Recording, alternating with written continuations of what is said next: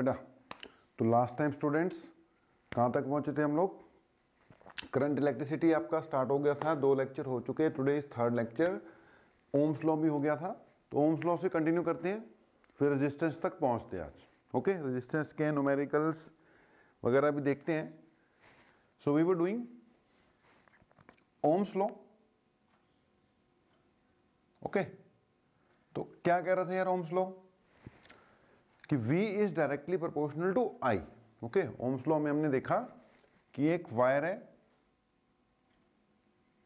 उसके अक्रॉस आपने कुछ पोटेंशियल डिफरेंस अप्लाई कर दिया, V, इसमें करंट फ्लो होने लग गया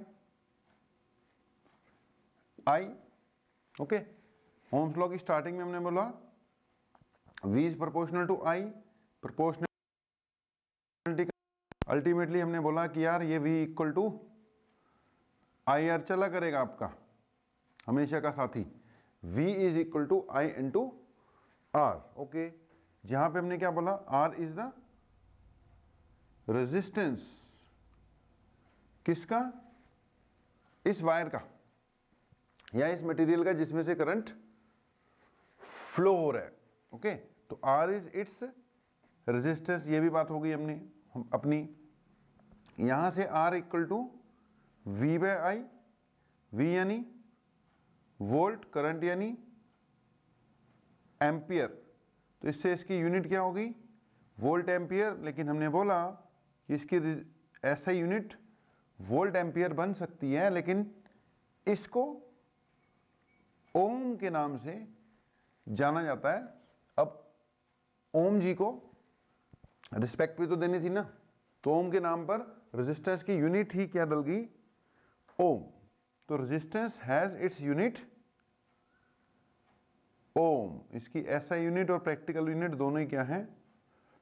ओम है बेटा। ओके, तो यहां तक अपनी बात हो गई, आर हो गया। Now we are going to discuss some points about R, resistance. Resistance basically है क्या चीज बेटा? As I told, resistance is the opposition. Resistance का नाम ही जिसका है रेजिस्टेंस, तो रेजिस्टेंस मीन्स ऑपोजिशन। अब किसको ऑपोजिशन?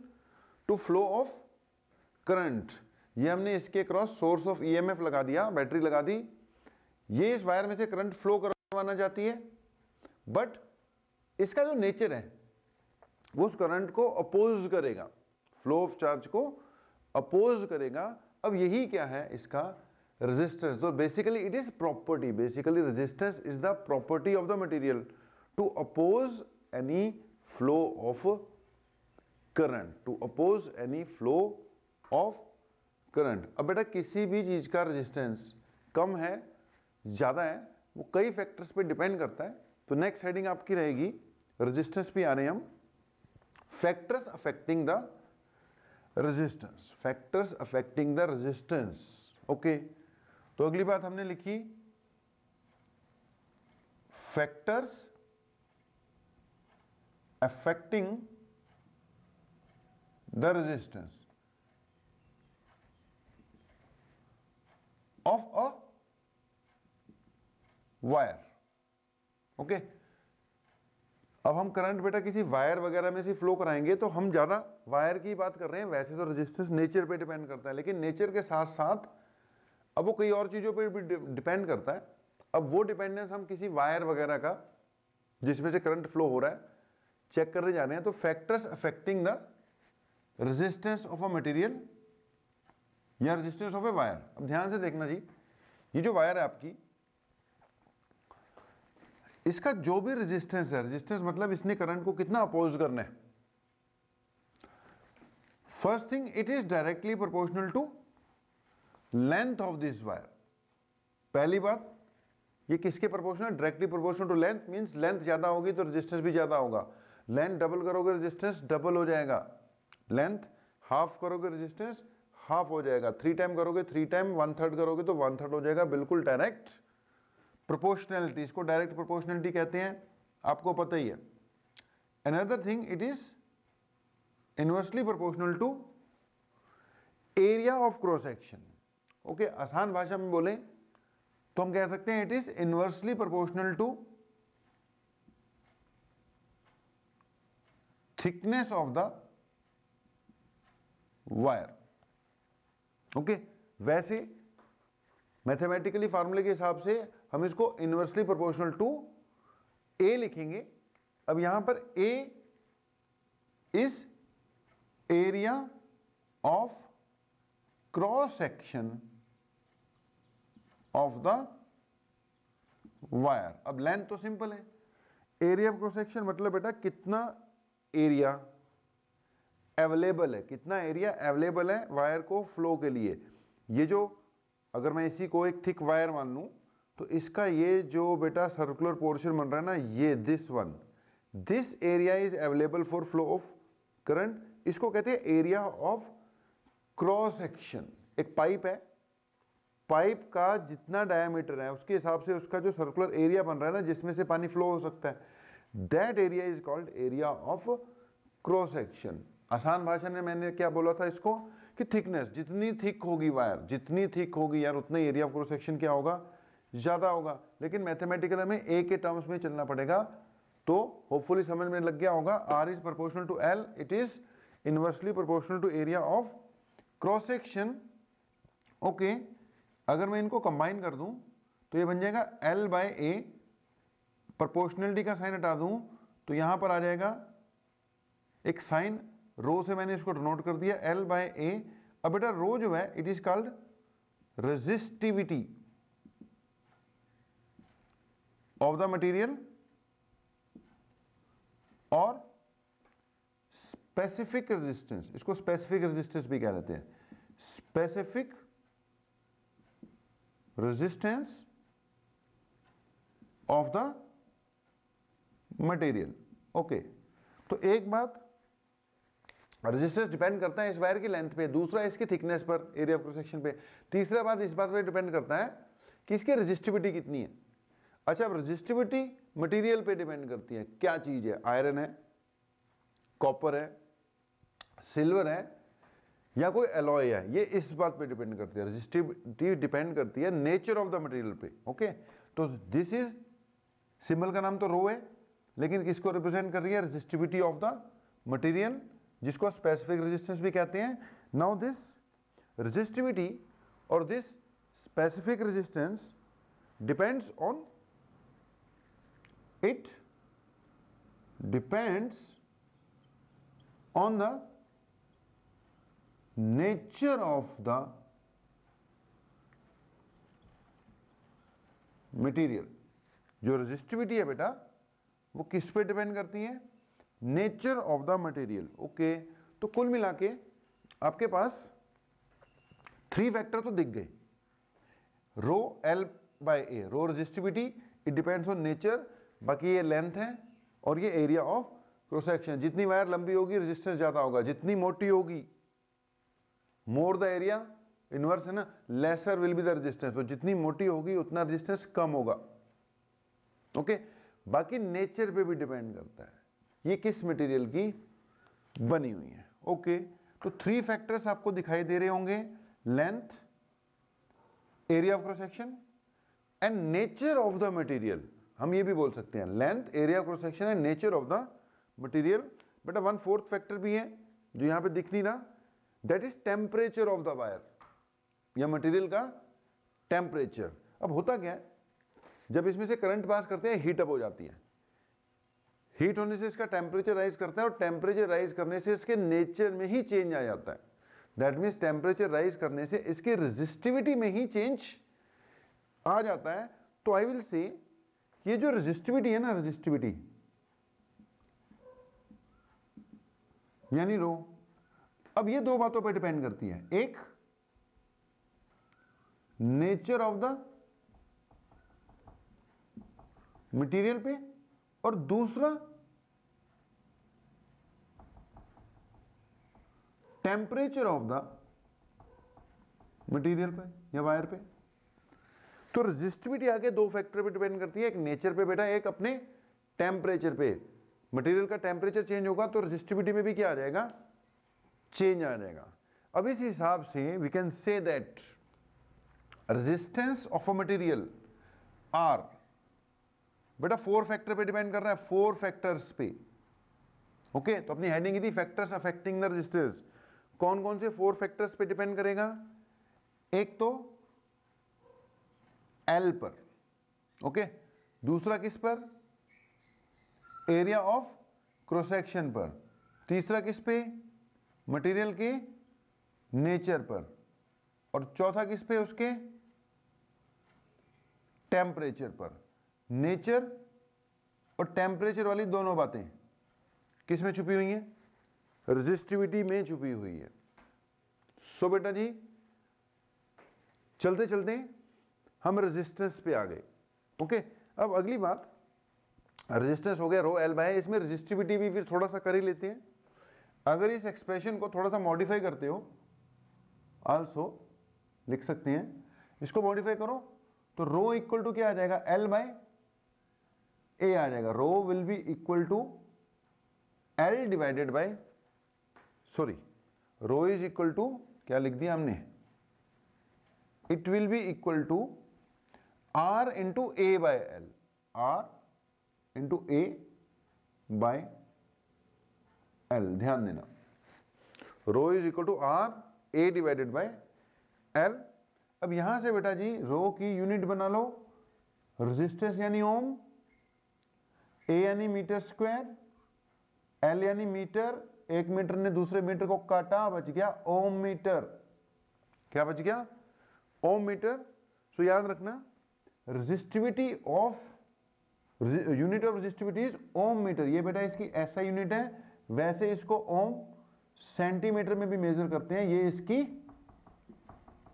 प्रैक्टिकल यूनिट है। तो रेजिस्टिविटी की प्रैक्टिकल यूनिट है ओम सेंटीमीटर, और ऐसा यूनिट इसकी क्या होगी? ओम मीटर। ओके जी, रेजिस्टेंस के साथ साथ रेजिस्टिविटी भी बहुत इंपॉर्टेंट फैक्टर है। रेजिस्टिविटी ही डिसाइड करेगी ना मटेरियल का रेजिस्टेंस कितना कम है या ज़्यादा है। अब जितने भी मेटल्स हैं बेटा, metals, all metals have very low resistivity. जितने भी मेटल्स हैं उनकी रेजिस्टिविटी बहुत ही ज़्यादा क्या होती है? लो होती है। आप अपनी एनसीईआरटी बुक में जाएं और देखें कि रेजिस्टिविटी किस किस मटेरियल की कितनी होती है। ओके, तो एनसीईआरटी बुक में आप देख सकते हैं कि resistivity of different materials is different, and for metals it is very less. Metals के लिए रेजिस्टिविटी बहुत कम होती है, इसीलिए फिर मेटल्स ही आपके करंट फ्लो करवाने के काम में आती है। ओके, थोड़ा सा रेजिस्टिविटी के बारे में और देखे होगा तो बेटा जो आपकी रेजिस्टिविटी है it is R A by L. अब इसको अगर डिफाइन करना हो, मान लो यूनिट हो गई, ठीक है, फार्मूला भी आ गया, अगर इसको डिफाइन करना हो हमने रेजिस्टिविटी को, तो it can be defined as resistance of a material of unit length and unit area of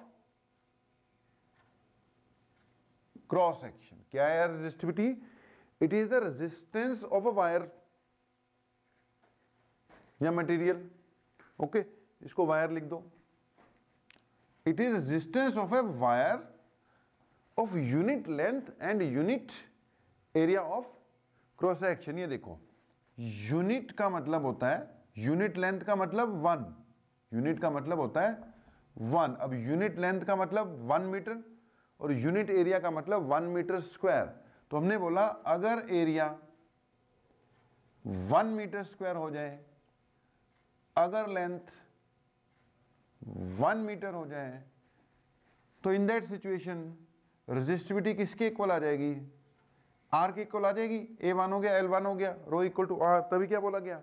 it is resistivity is resistance of a material, it is equal to resistance of the material of unit length and unit area of cross section. Okay जी, तो यहां से इसकी resistivity की unit बन गई, काम आएगी, कभी कभी आ सकती है एग्जाम में।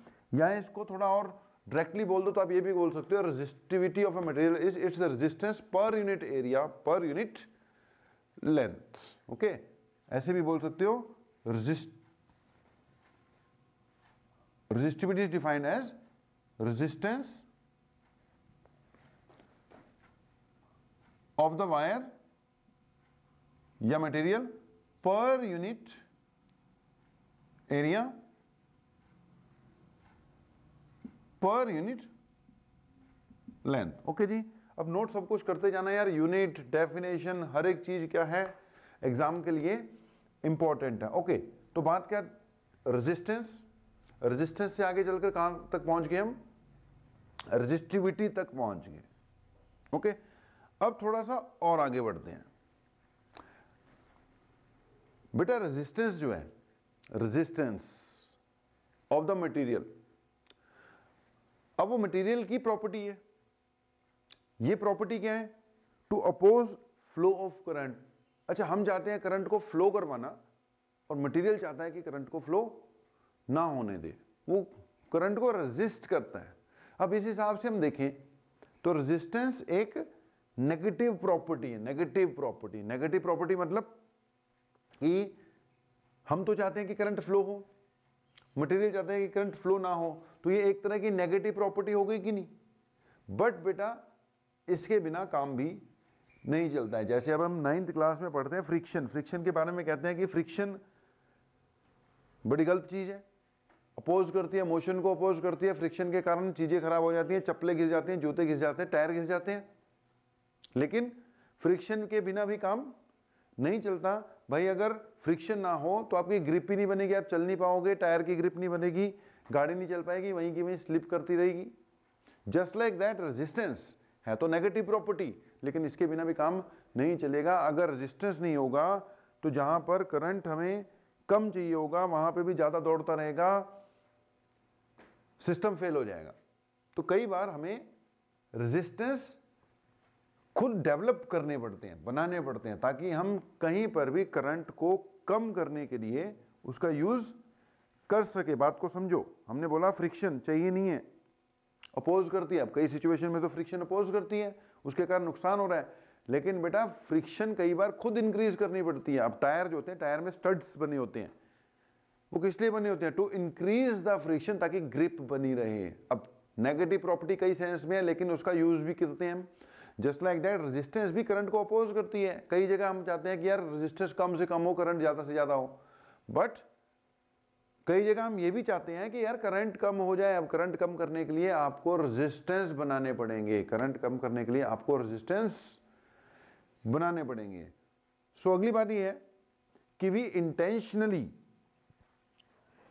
यूज रेजिस्टर्स या resistances in the circuit to control the current. हमें इंटेंशनली रेजिस्टेंसेस डेवलप करने पड़ते हैं, रेजिस्टर्स डेवलप करने पड़ते हैं, ताकि उनका सर्किट्स में हम यूज कर सकें और करंट को कंट्रोल कर सकें। ओके जी, तो रेजिस्टेंस को आर से हमने क्या करना है बेटा, डिनोट करना है। ओके, इसका एक सिंबल रख देते हैं, तो आर से इसको डिनोट करेंगे। ये रहेगा इसका symbol, this is symbol for resistance. बीच में कभी कभी हम रेजिस्टेंस के साथ, अब रेजिस्टेंस वर्ड तो चलता ही रहेगा, इसके साथ हम एक वर्ड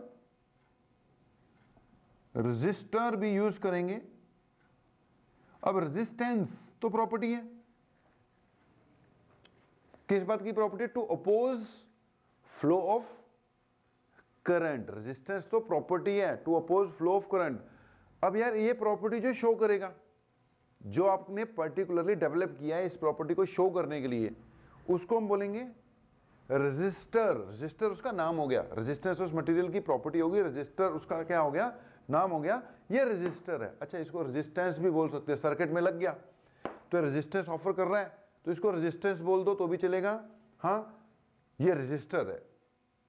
ओके, इसको चाहे रेजिस्टर बोलो कि जी सर्किट में रेजिस्टर लगाए जी, चाहे इसको रेजिस्टेंस बोलो कि सर्किट में रेजिस्टेंस लगाए जी, वो सेम ही सेंस निकल कर आती है, वो चलता है। लेकिन हमें रेजिस्टर्स बनाने पड़ते हैं। ओके, क्यों बनाने पड़ते हैं, ताकि हम सर्किट्स में करंट को कंट्रोल कर सकें, ताकि हम सर्किट में करंट को कंट्रोल कर सकें, हमें रजिस्टर्स डेवलप खुद करने पड़ेंगे।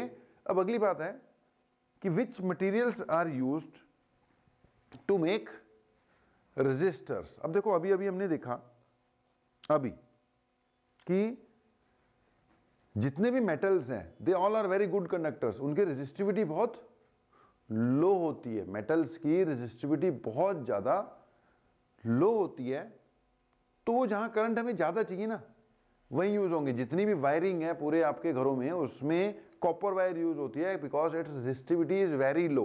अब बेटा अगर करंट ज़्यादा चाहिए या हम चाहते हैं कि रजिस्टर्स ना रहे फिर तो हम मेटल से यूज़ करेंगे, बट मैंने बोला कहीं कहीं जगह पर हमें खुद रजिस्टर्स डेवलप करने पड़ेंगे ताकि उनका हम प्रॉपर यूज़ कर सकें करंट को कंट्रोल करने के लिए। तो फिर वो मेटल से तो बनाए नहीं जा सकते, कुछ स्पेशल मटेरियल्स यूज़ होते हैं रजिस्टर्स बनाने के लिए। तो बेटा रजिस्टर्स बेसिकली दो टाइप के मटेरियल से बनाते हैं हम, एक तो जिसको हम कहते हैं एलॉय रजिस्टर्स। कौन से रजिस्टर्स जी? Alloy registers. और दूसरे होते हैं जिनको हम कहते हैं कार्बन रजिस्टर्स।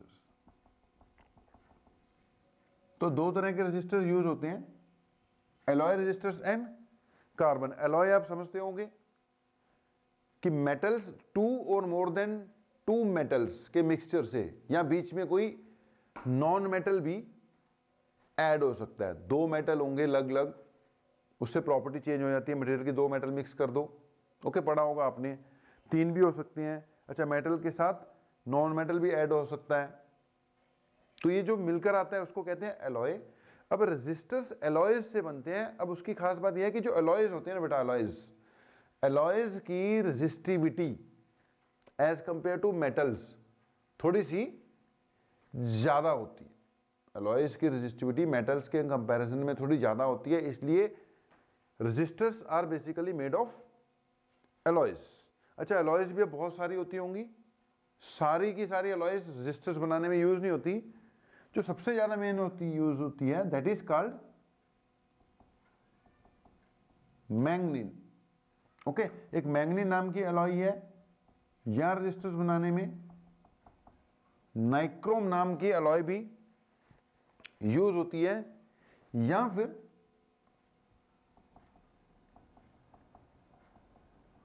कॉन्स्टेंटिन के भी बनते हैं, बट इनमें से जो सबसे बेस्ट है दैट इज मैंगनीन।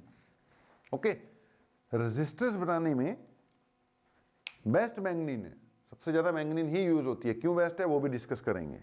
ओके, तो एक तो होते हैं एलॉय रेजिस्टर्स, एलॉय से बनाने हैं, मेटल से तो बनेंगे नहीं। या फिर बेटा किससे बनते हैं? कार्बन से बनते हैं। कार्बन आपने सुना होगा वो भी कंडक्टिंग होता है, तो carbon can also be used to make resistors. वैसे most widely use carbon resistors are the widely used resistor. Okay, जो कार्बन रेजिस्टर्स हैं वो सबसे ज्यादा यूज होने वाले रेजिस्टर्स जो है कार्बन रेजिस्टर। रीजन ये है कि बेटा जो एलॉय रेजिस्टर्स है ना उनकी रेंज कम होती है। रेंज कम होती है मतलब फ्यू ओम्स, 2 ओम, 4 ओम, 10 ओम, 20 ओम, 50 ओम, इतने का ओम का चाहिए फिर तो एलॉय रेजिस्टर बन जाएंगे। कार्बन रेजिस्टर की खास बात यह है कि it is a wide range, widely use resistor. Range wide है, रेंज वाइड मतलब कि यार कार्बन के जो रेजिस्टर्स हैं they can be made from few ohms to many mega ohms. अब बेटा मेगा का मतलब होता है 10⁻⁶, यानी 10 लाख, यानी ये कुछ पॉइंट्स में भी आ जाएंगे। कुछ ओम से लेकर 1 ओम, 2 ओम, 0.1 ओम, 0.5 ओम से लेकर ये लगा लो कि लैक्स ऑफ ओम तक रेजिस्टर्स डेवलप किए जा सकते हैं। इसलिए ज्यादा तो यूज कौन से होते हैं? कार्बन रेजिस्टर्स ही यूज होते हैं। तो रेजिस्टर किससे बनेंगे?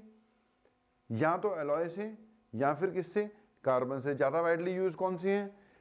कार्बन रेजिस्टर से। रेजिस्टिविटी आपकी हो गई ओके, सिंबल रजिस्टर का भी हम चेक कर ही चुके हैं कि this is symbol of resistors. अब यहां तक आप नोट करो, बाकी फिर आगे देखते हैं। ओके बेटा, तो कहां तक अपनी बात पहुंची हुई है? डिस्कस करते करते हम लोग कहां तक पहुंच गए? रेजिस्टेंस, रेजिस्टिविटी पार करके रेजिस्टेंस पार करके रेजिस्टिविटी। ओके, और रेजिस्टिविटी के हमने फैक्टर्स चेक किए। रेजिस्टिविटी किस पे डिपेंड करती है, रेजिस्टेंस किस पे डिपेंड करता है। आफ्टर दैट बेटा करते कराते हम कहां तक पहुंच चुके हैं कि अब हम जानते हैं कि रेजिस्टर्स क्या होते हैं। रेजिस्टर का यार ये सिंबल है, आर इसका रेजिस्टेंस है, और इसका काम क्या है? सर्किट में ऑपोजिशन ऑफर करना। अच्छा, रेजिस्टर्स हम प्रॉपरली बनाते हैं। ओके, अभी हमने डिस्कस किया। अब जब वो बन जाएंगे बेटा, उनका यूज करना है सिचुएशन के हिसाब से। अगर कम रेजिस्टेंस चाहिए सर्किट में तो छोटा रेजिस्टेंस लगेगा, 1 ओम 2 ओम 3 ओम ज़्यादा लगेंगे, ज़्यादा चाहिए होगा तो बड़ा लगेगा। ओके, अब नेक्स्ट थिंग है यार, हमारे पास हर वक्त हर वैल्यू का रेजिस्टर्स अवेलेबल नहीं हो सकते। हर वक्त एनी टाइम ऑल वैल्यूज हमारे पास अवेलेबल नहीं हो सकती। मान लो हमारे पास 2 ओम 3 ओम 5 ओम 10 ओम ऐसे करके कुछ वैल्यूज अवेलेबल हैं, बट हमने कैलकुलेशन की और सर्किट में हमें मान लो 40 ओम का रेजिस्टेंस चाहिए ताकि सर्किट हमारा प्रॉपरली वर्क करे। अब 40 ओम रेजिस्टेंस अपने पास अवेलेबल ही नहीं है, तो क्या करोगे? अब ऐसे में अगर आपको नॉलेज है कि डिफरेंट रेजिस्टर्स को कंबाइन कर कर कैसे हम डिफरेंट वैल्यूज ऑब्टेन कर सकते हैं, तो फिर अपना काम चल जाएगा। That means we should know how to obtain a particular value by combining the available resistors. Okay जी, तो इसके हिसाब से फिर अपना अगला टॉपिक जो है that is combination of resistors, that is combination of, important topic है जी, कॉम्बिनेशन ऑफ रजिस्टर्स। अब ध्यान देना जी, जो अपने रजिस्टर्स है ना सर्किट में, हमने बोला कंबाइन करने पड़ते हैं। कंबाइन क्यों करने पड़ते हैं? आपके पास सारी वैल्यू नहीं अवेलेबल हो सकती हर वक्त। वैल्यू किसी भी चीज़ की जरूरत पड़ सकती है। अब आपको चाहिए 42 ओम अवेलेबल ही है।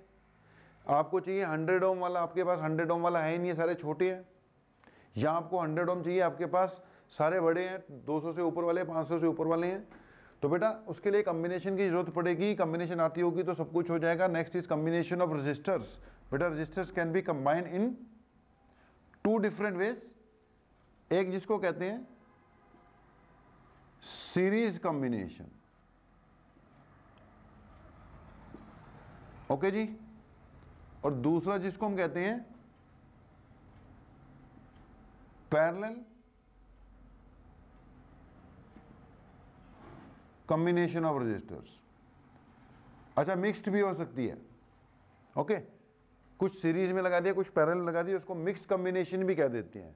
ध्यान से सुनना जी, मान लो आपके पास कुछ रजिस्टर्स हैं, इसकी वैल्यू है R1, इसकी वैल्यू है R2 और इसकी वैल्यू है R3।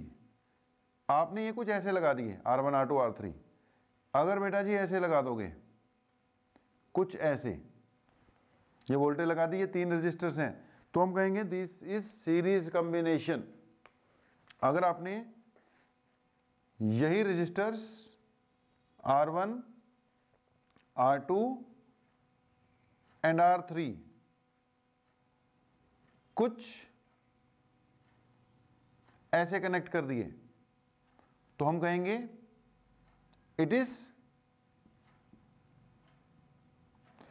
Parallel combination. ओके, ये सीरीज कॉम्बिनेशन है, वो देख के पता लग जाया करेगा, इतनी बड़ी बात नहीं, समझ जाओगे कि सीरीज कॉम्बिनेशन है। It is parallel combination of resistors. Okay, mix भी हो सकते हैं, मिक्स बाद में देखते हैं, पहले सीरीज और पैरेलल कॉम्बिनेशन थोड़ा सा डिस्कस कर देते हैं। तो एक बेटा सीरीज कॉम्बिनेशन है, दूसरी पैरेलल कॉम्बिनेशन है। आपकी नेक्स्ट हेडिंग रहेगी सीरीज कॉम्बिनेशन। ओके, अगली हेडिंग जो आपकी रहेगी दैट इज सीरीज कॉम्बिनेशन। अब सीरीज कॉम्बिनेशन में कुछ पॉइंट्स बताएंगे, उसके बाद इसकी एक डेरिवेशन कर देंगे।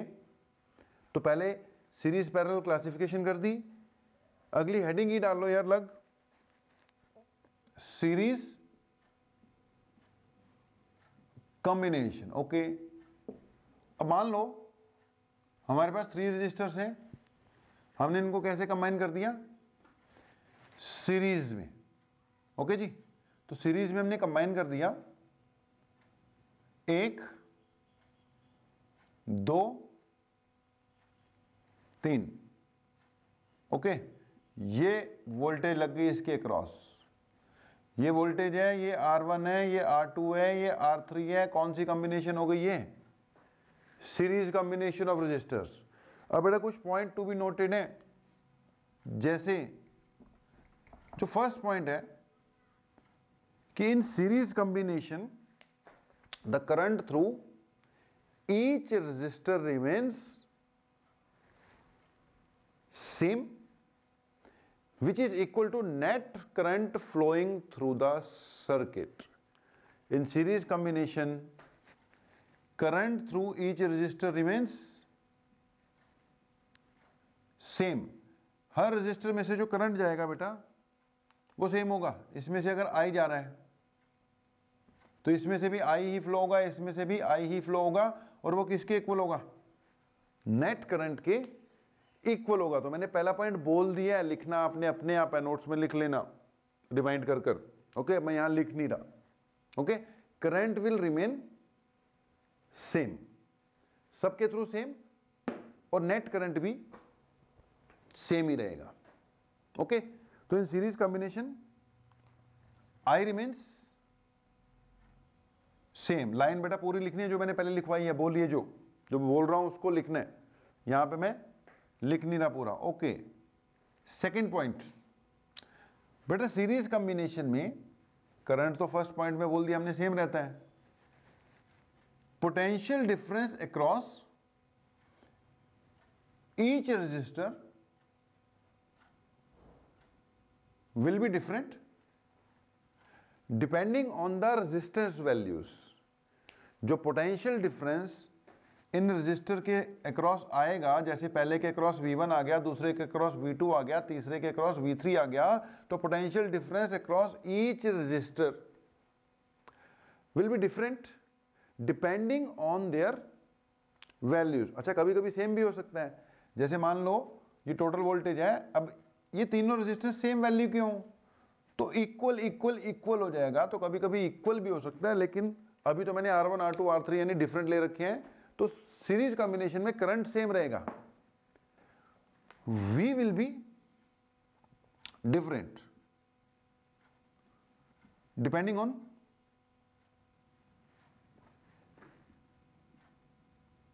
वैल्यू ऑफ R, है ना। अगर R सेम है, if all resistors are same, तो इक्वल भी आ सकता है, वैसे हम डिफरेंट ही बोलेंगे।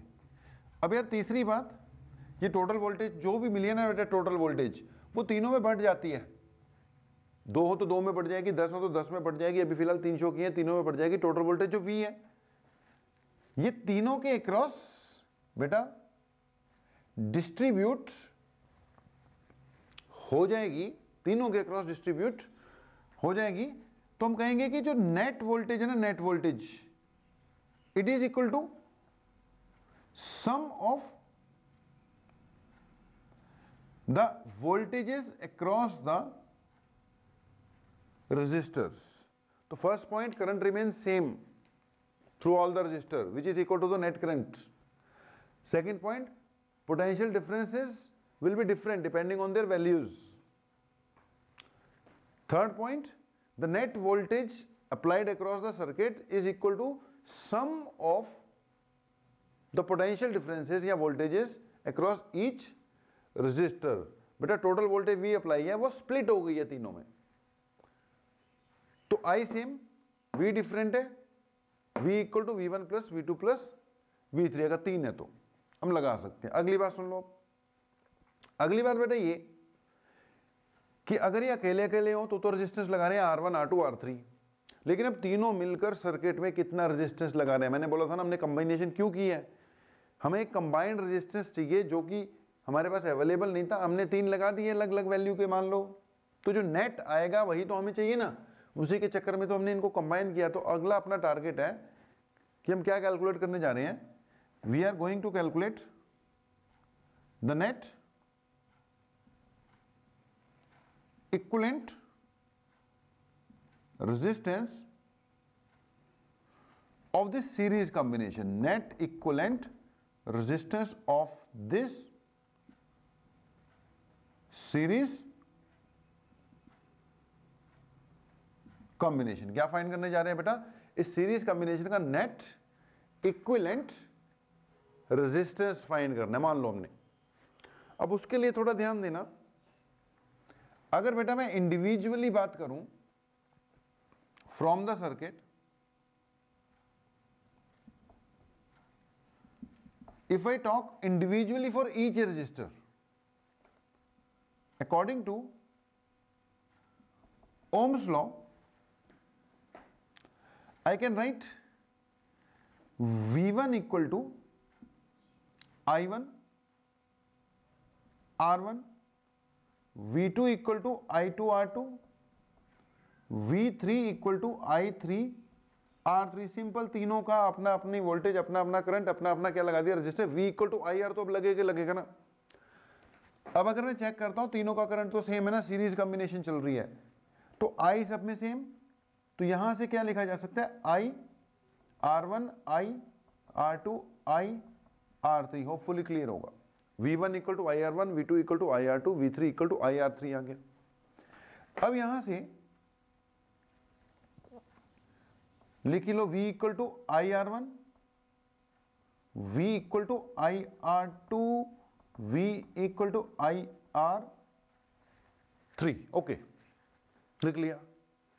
अब अगली बात है कि बेटा ये तीनों मिल जाएंगे, तीनों मिलकर कितना रेजिस्टेंस सर्किट में मान लो शो कर रहे हैं। मान लो तीनों के तीनों मिलकर जो रेजिस्टेंस शो कर रहे हैं उसका नाम मैंने R रख दिया, RS बोलूंगा। RS मतलब net resistance of this series combination, उसको क्या बोल देंगे हम, RS बोल देंगे। RS क्या हो जाएगा आपका, net resistance of this series combination. तो ये सिचुएशन है, मान लो इन तीनों का जो इक्विवेलेंट, तीनों मिलकर जो रेजिस्टेंस शो कर रहे हैं, मान लो वो RS कर रहे हैं। उन तीनों की जगह मैंने एक लगा दिया, तीन इसलिए लगाए थे ना, कंबाइन होकर कितना, जैसे तीन बंदे फोर्स लगा रहे हैं तो नेट फोर्स कितना लग रहा है, ये तीन अलग अलग रेजिस्टेंस आए थे, अपना अपना रेजिस्टेंस शो कर रहे हैं, तीनों मिलकर कितना रेजिस्टेंस शो कर रहे हैं वो मान लो RS है। ओके, ये तीनों का नेट है। वोल्टेज तो अब टोटल V ही लग रखी है ना। अब बेटा अगर मैं overall equation of the circuit लिखूं तो इस वक्त ये वही है, उसको कंबाइन करके लिख दिया मैंने। इसमें मैं लिखूंगा नेट वोल्टेज इसको V मिल रही है, नेट करंट इसमें से I फ्लो हो रहा है ना, तीनों को कंबाइन कर R बना दिया। नेट करंट I है, नेट वोल्टेज तो अभी भी क्या है, V ही है। तो इसकी ओवरऑल इक्वेशन होगी V equal to I R। Current तो I ही है, वोल्टेज V है टोटल, लेकिन रेजिस्टेंस तीनों मिलकर कितना शो कर रहे हैं, RS शो कर रहे हैं। यहां से V इक्वल टू हो गया IRS, I into R into S। लेकिन वो जो हमने पहली इक्वेशन लिख रखी है इसको लगा लो कोई A B C। तो हमने क्या बोला कि now also we have V is equal to, इसको पहले लगा लो, V किसके इक्वल है भाई, V1 plus V2 plus V3 के इक्वल है। अब V इक्वल टू V1 की जगह IR1 है ना, ये 1 थे ना, V1 V2 V3, तो ये V1 V2 V3 थे, करेक्ट कर लेना। V इक्वल टू IRS था, मैंने इसको आगे बढ़ाया, V की जगह V1 plus V2 plus V3 होता है। अब इसको तो मैंने V लिखा, V1 की जगह उधर से पुट करो वैल्यू, IR1 IR2 IR3। अब यहां से क्या हो गया, V is equal to IRS भी है, ये बन गया IR1, IR2, IR3, II, cut गई आई, क्या बन गया RS इक्वल टू कुछ भी नहीं है, बच्चों का खेल है, बच्चों वाला, RS equal to R1 plus R2 plus R3। तो भाई सीरीज कॉम्बिनेशन में जो नेट रेजिस्टेंस आएगा तीनों मिलकर प्रूव किया गया आपने कि RS will be equal to R1 plus R2 plus R3। RS किसके इक्वल आ जाएगा, R1 plus R2 plus R3 के इक्वल। तो सीरीज कॉम्बिनेशन के रिजल्ट आपके सामने है,